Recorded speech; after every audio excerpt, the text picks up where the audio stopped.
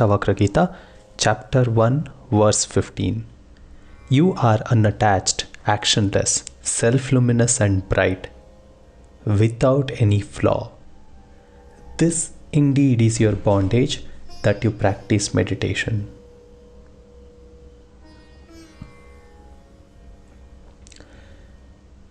The sage has spoken about unattached in the previous verses as well.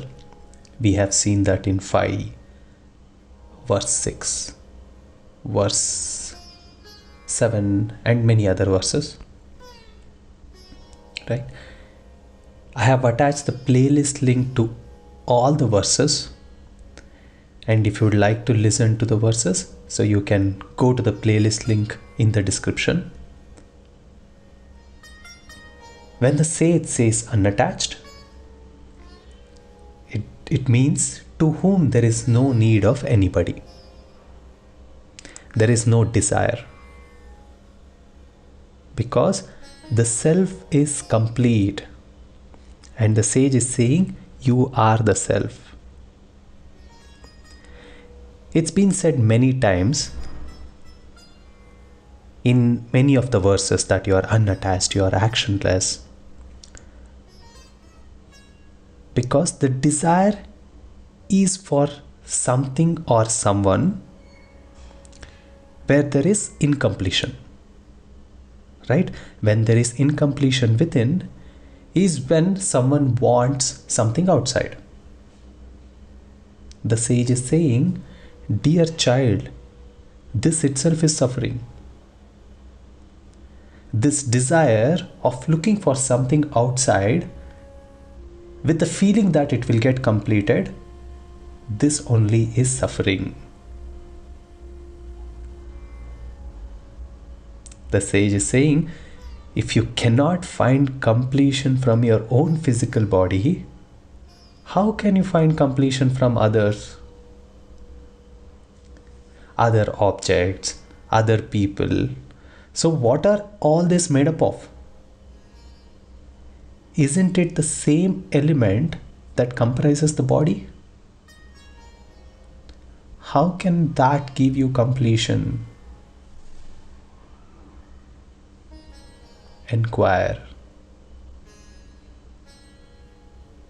You are the self, which is complete. Ego is seeing many things, but this will never make you complete. Don't desire for completion with this lens of ego. You are actionless. This doesn't mean that you will not do anything. No, that is not something what sage is saying here.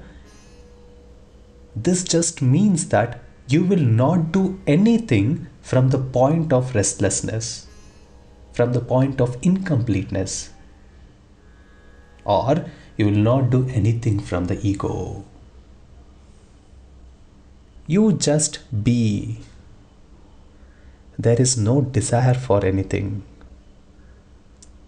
The action then would be from the source of that beautiful reflection of completeness. So this one who is dancing in bliss without any desire is actionless, is what sage is saying. When there is no desire, there is no flaw.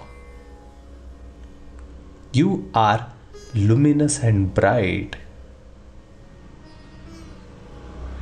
The sage is saying you are luminous and bright because you yourself are capable to see this through this bright light, which you already are having, and be a witness. You are so pure. You are so free. So, when the sage is saying you are luminous and bright, let us take this opportunity to see which you is the sage pointing towards. It's not to our ego that the sage is saying you are pure, you are luminous, you are bright. We clarified and we inquired this in verse 13. Like how our mind builds a trap while listening to these words. We got to be very careful and see the sage's words very truthfully. Just be open and empty with this. Though you are in this world, the impurity cannot touch you. Reject this thought that you can become impure. Reject this thought that you can become impure by anything in this world. The sage says, your bondage is that you are trying many ways to become liberated in this world.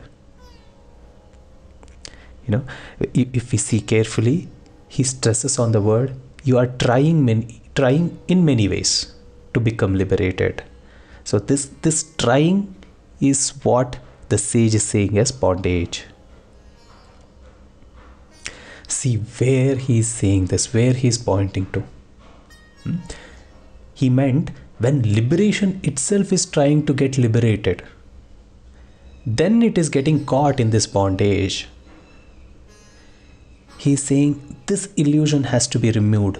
This illusion has to be rejected.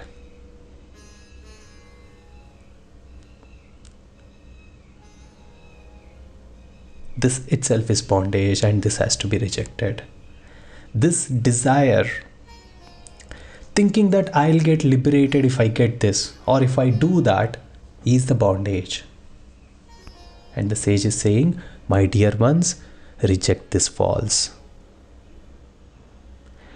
And when the sage says, this indeed is your bondage, that you practice meditation, he means this practice with the desire is bondage.